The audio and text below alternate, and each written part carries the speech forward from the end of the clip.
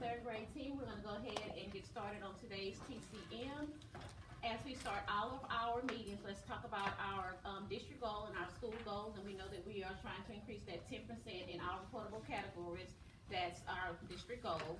And then for our school goal, we're trying to move from that 62.4 to a 72 by the end of the school year. And then our yearly collaboration goal is for you guys to be moving from a 54.2 to a 59.6 on your assessment index. And for our collaboration goal for this cycle, we will be working on increasing our proficiency exam data from our proficiency exam 1 to our proficiency exam 2, 10%. And as a reminder, our norms are be on time, come prepared, respect all voices, and stay focused. Now for this meeting, I know that we normally change around our roles. So for this meeting, Ms. Schinneberg, you're gonna be our timekeeper. Remember, when we're getting off time, just give us a little hand raise so we'll know that we need to get back focused on our time. And Ms. Wilcox, focus monitor, same. And Ms. Snow, our recorder, so that we can go back and make sure that we have captured everything that we need to capture in our meeting. And our data wall tech, Ms. Smith. Okay, so as we start all of our meetings, we look at our work, our bring backs from our last meeting. We're gonna be looking at our low, medium, and high work. And from our last TCM, you had to work on section 7 diagnostic, and that prompt is up here on the board as a reminder of what we were looking at. And then we were also focusing on a specific standard that's RL 3.3, which is describe characters in the story, their traits, motivations, and feelings, and explaining how their actions contributed to the sequence of events. Now, when looking at that standard, I just want to make a reminder of we did a backwards design beginning this unit, and we saw that that was not fully being addressed in that unit, but it will be addressed in our next unit fully from what I've looked at. But just a reminder, we were only focusing on the describe a characters in a story, their character traits. But then also we had to create a success criteria because that section 7 checklist did not fully just meet what we were testing on this specific prompt. So we were just looking at describe characters in a story, and our success criteria, as a reminder, this is what we were looking at their work and addressing. So Ms. Snow, can you start with telling us about your low, medium, high, pulling one of those students from each of those areas for us to talk about and discuss this morning? Yes, ma'am. Okay, so my low student, I brought George's work in today, and George wrote a lot, as you can see, and it sounds really good, but he had the wrong traits. He didn't identify the correct traits, and then he talks about in stories, tortoises show that they can stand up to bigger animals, but so he made a connection to some story, but it wasn't the stories that we read. So that's why George was low this week. And then Hayden, the medium, the author chooses tortoises because they are slow and work hard to persevere, has a topic sentence, identifies character traits of the tortoise, but didn't connect it to any of the folktales. So Hayden lands in the medium for this one.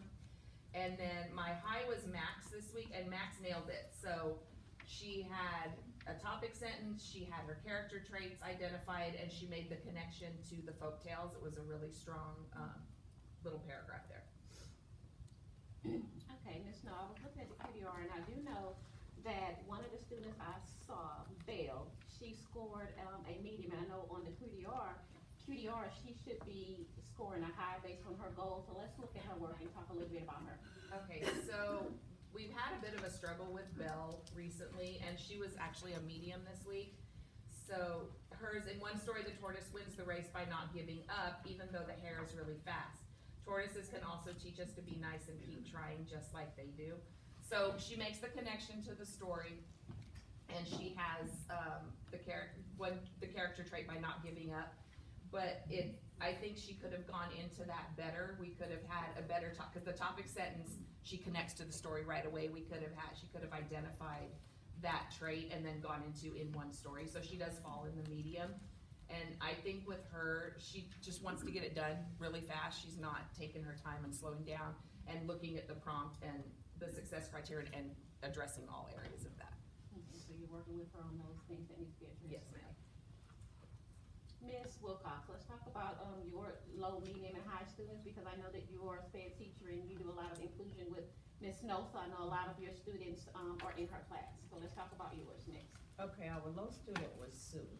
And with Sue, she gave a topic sentence, but she really didn't focus on anything else that was necessary for the content. And the topic sentence that she did give was pretty much her own opinion and didn't connect to the text of the folktale that we were asking with the topic of a TARDIS and TARDIS-like features. Okay, so with her getting, accommodation, what are you planning to do for Sue? With Sue, I think she needs more one-to-one instruction where I sit down with her and go over character traits and maybe even look at the structure of writing it out in a paragraph, because I don't think she really grasped what was expected of her with that topic. Okay, my next student is the medium, that was Derek. And with Derek, he gives a topic sentence and he give 2 character traits of patience and slow. And he makes a connection to the text by talking about the tortoise and the hare story, so he did make a connection to the folktale. He didn't really give a conclusion to the ending of it, so I think he could use a little bit more work with it. But he did have some general idea of what was expected with some parts of it. And when we go to the highest student was Alyssa. With Alyssa, she really grasped what was expected of her. She gave the 2 different character traits of patience and slow, and she kind of did a little bit further by going into like a moral of a story, because she told the idea that slow, that being patient and trying hard can help you win, even if you're not the fastest.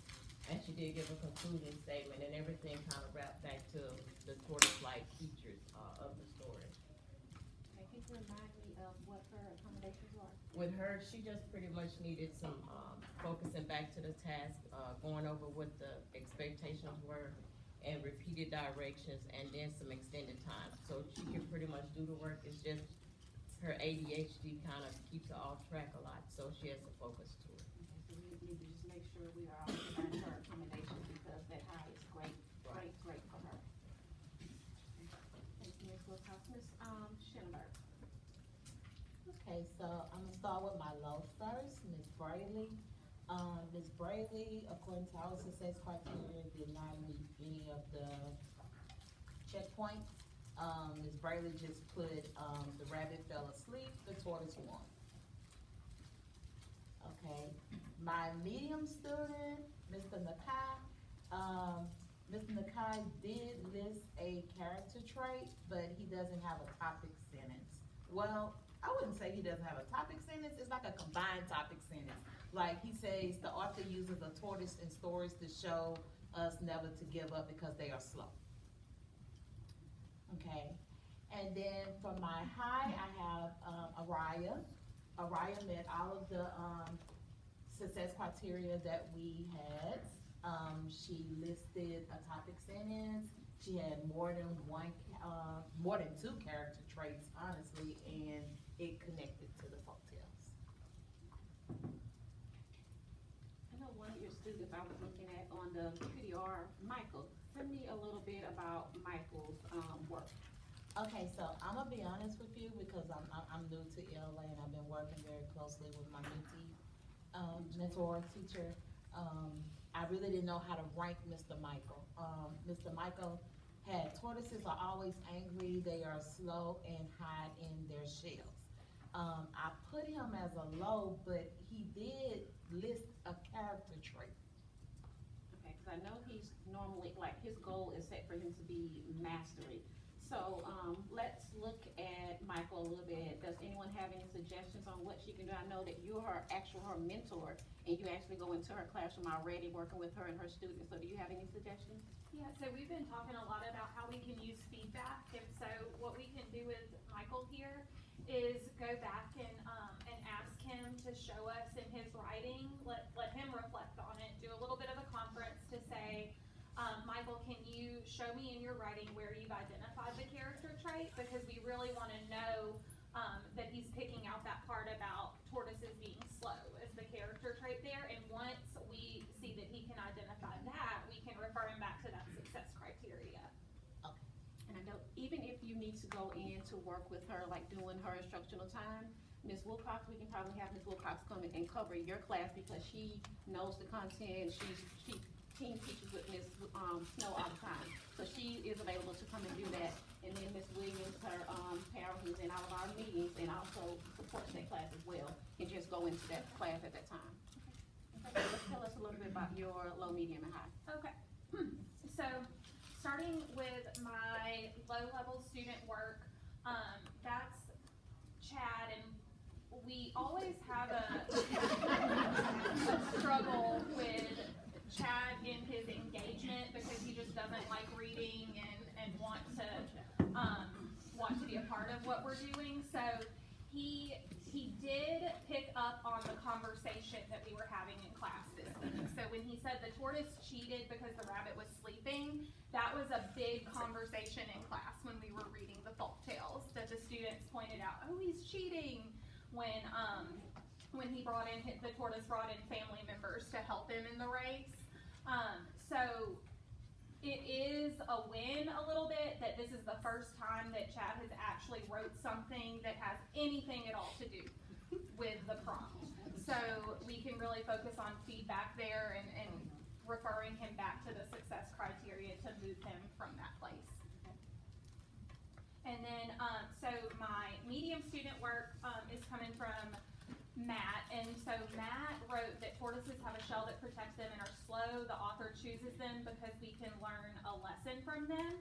And so we see the quality of the topic sentence referring back to the prompt, why the author chooses the tortoise. And so as far as feedback goes, we do want to talk about the structuring of our response to make sure it's really clear.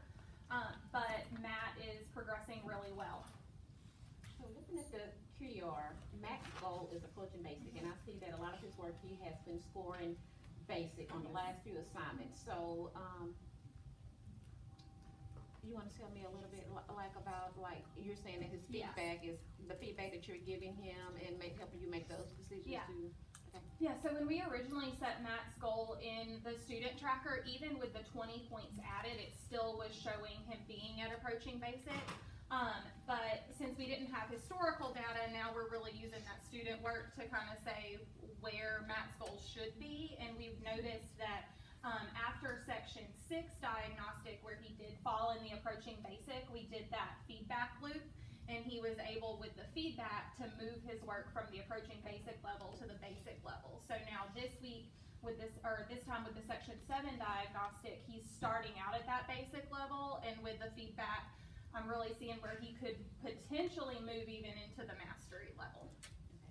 So let's keep watching him, because I think that's something that we should consider, moving him to another level, but let's look at his work a little bit longer, just to make sure, so that we can make a informed decision on moving it.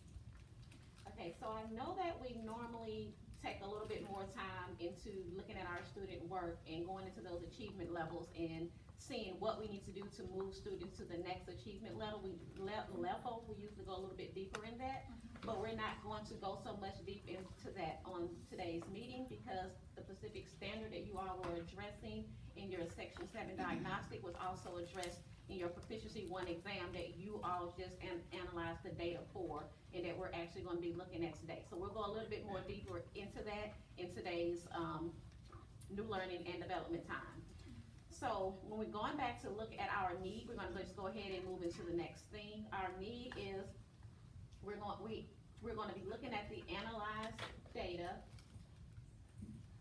from your section 7 diagnostic and your proficiency exam 1, and using that data to make decisions on where we're going to go, what we're gonna do, and how we're gonna get to proficiency exam 2 to make sure our students is proficient with that assessment data and the student work that we're gonna be using throughout this learning cycle.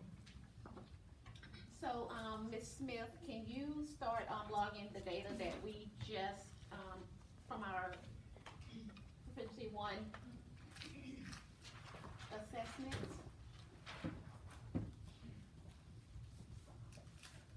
Okay, so let's start with Ms. Snow. Let's talk about the numbers that you brought in. Okay, so starting with advanced, I have 2, 5, 9, 3, and 4. Ms. Jennifer? Starting with advanced, I have 3, 3, 3, 9, and 4. Ms. Wilcox? Starting with the advanced, I have 0, 2, 5, 6, and 2. And Ms. Smith, I see you didn't take your paper up there, so I'll just go ahead and tell you your numbers for you. Starting with advanced, 3, 6, 7, 6, and 3. Okay, thank you. And so this chart up here shows that your data that you all, just analyzed for the proficiency exam 1, which are also the standards that are going to be addressed in proficiency exam 2.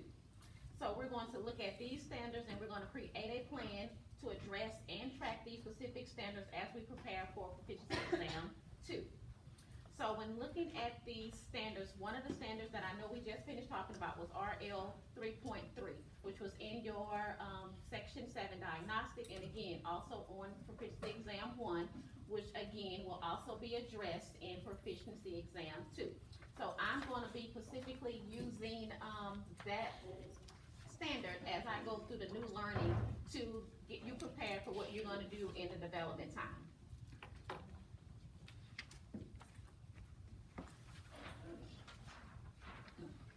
Okay, so I did a backwards design into our next unit, which is because of Winn-Dixie.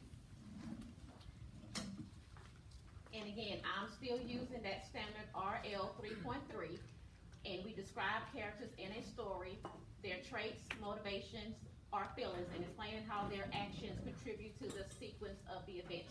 And in my backwards design of that specific standard and going through the unit because of Winn-Dixie, I was able to pull out specific activities, assessments, and then also looking at the culminating tasks, which all address that specific standard RL 3.3. So I pulled out a few of those activities, assessment, and culminating writing tasks, just so you can see how they are addressed in this specific unit.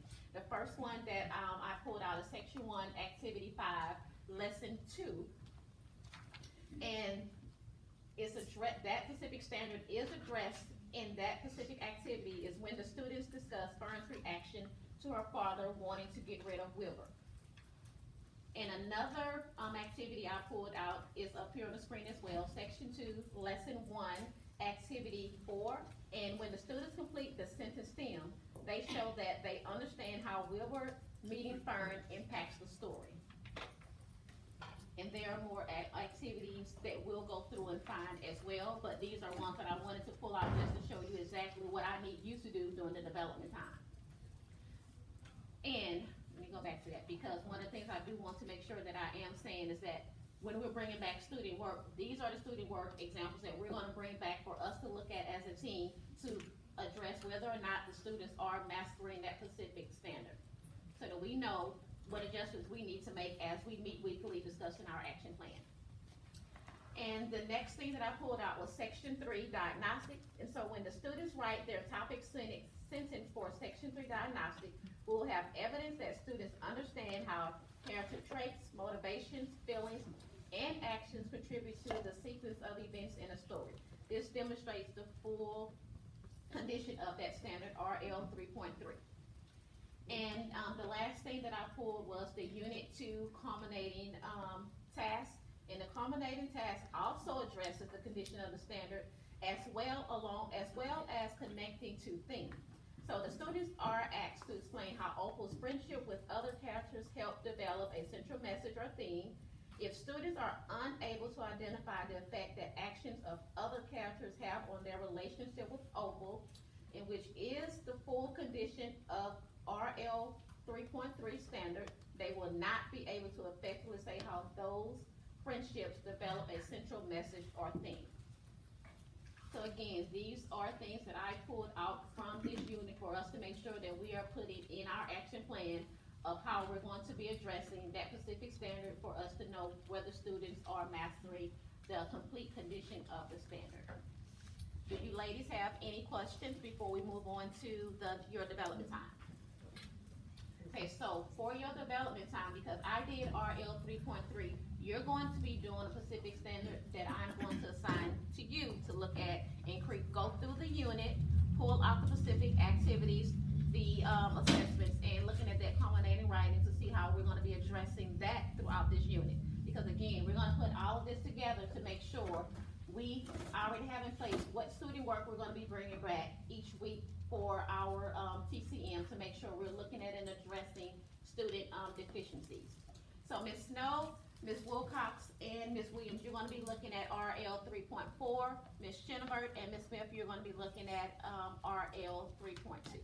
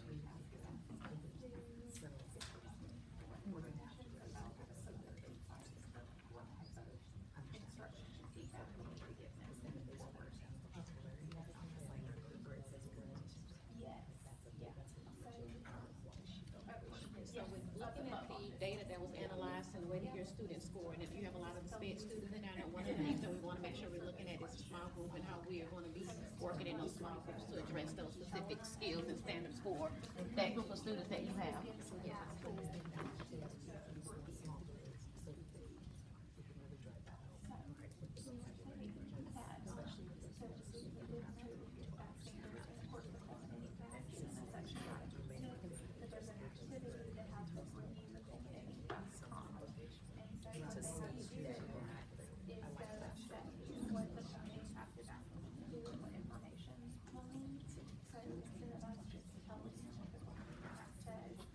Their ability to answer these questions is gonna let us know kind of where we need to drive our instruction.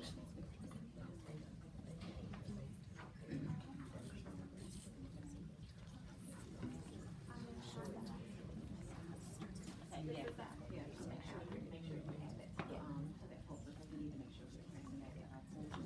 Yes.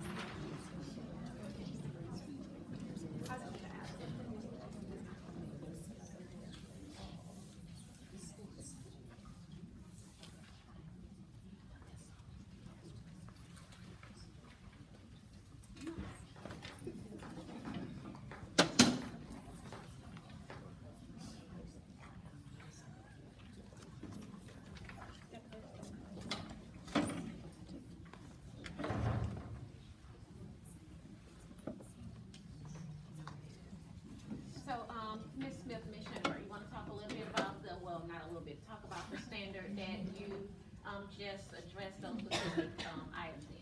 Yeah, so we are looking at RL 3.2, which asks students to recount stories including fables, folktales, and myths from diverse cultures, determine the central message, lesson, or moral, and explain how it is conveyed through key details in the text. So, we underlined that part about explain how it is conveyed through key details in the text because that's really the condition that sets us apart from the second grade standard.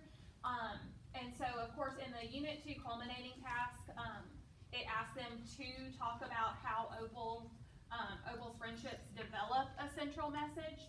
But like you noted, when you modeled for us, without understanding that 3.3 standard, they're never going to be able to answer this prompt in reference to the 3.2 standard. So we know that as we're monitoring progress on 3.2, we're gonna have to keep that in mind as well. and then we found, We'll be able to assess this standard in session 1 diagnostic because the students will be given a topic sentence and have to add key details. So we will look at the details to make sure that they are correctly showing how the central message is being conveyed. and we also added, because we at first had just talked about the culminating task and the diagnostic, but we know you took it all the way back to activities. So then we started looking at the lesson activities and how we would monitor progress in that standard, and we found that in section 1, lesson 2, activity 7, where the students have to review the culminating task, we know typically we just kind of give them the culminating task and just go over it and say, okay, we're gonna work toward this in the unit and be done with it. But this activity actually has students review what information they're gonna need to be successful on this task and what is the prompt really asking. So we know that based on having the students do that activity, we'll be able to really gauge what type of instruction we need to give them and the support working toward that task. Okay, so, Ms. Snow, Ms. Wilcox, Ms. Williams, do you see anything that you think needs to be added to that specific part to make sure we are addressing, because this action plan is one that we're all gonna be using? So, well, not really added, but I'm thinking if we start tracking it right now, we could bring back that section 1 diagnostic next time. And then, so we could start tracking right away to see how they're doing, and then we'd be able to see the progress from week to week. Talk about the standard that you all addressed. Okay, so we had the RL 3.4, which is determine the meaning of words and phrases as they are used in a text, distinguishing literal from non-literal language. And so determining the meaning of words and phrases, we've seen that before, but the shift and the difference in 3rd grade is we're looking at that literal from non-literal. And our students, when we looked at proficiency exam, when they really struggled with the vocabulary. So when we look through the lessons, there's optional activities within those lessons that we can use, and they have suggested guiding questions and there are questions that focus on vocabulary. So specifically with section 1, lesson 1, the vocabulary in there, we have shrieked and we have runt. And just like in section 1, lesson 2, activity 5, the guiding question is why do they call him a spring pig? And so when we talked about this, they're going to have to understand what that vocabulary means in order to understand the relationship between Fern and Wilbur and why she reacted to him the way that she did. And what we were saying in the group about that with the vocabulary, because we do have special needs students, struggling students, and regular students that may not know what the vocabulary meaning is. We may need visual, they may need to see it, they may need some type of interaction with that in order to make sure they understand what that meaning of the word is. And then we talked about small groups during lessons. We want to intentionally group students based on their needs and work with them on the skills that they need at that level. So, yeah. So do you, Ms. Smith, Ms. Jennifer, do you see something that we potentially need to make sure that we add into this section as well? Well, kind of similarly to what they did for us is knowing we'll bring back the section 1 diagnostic, but looking at the activities, the lessons and activities they pulled out, once we've all taught explicitly that shrieked and runt in lesson 1, maybe for lesson 2, activity 5, we could just pull out that one question about why Wilbur's called a spring pig, and that be what we pick up from lesson 2 to really assess how students are progressing with that standard.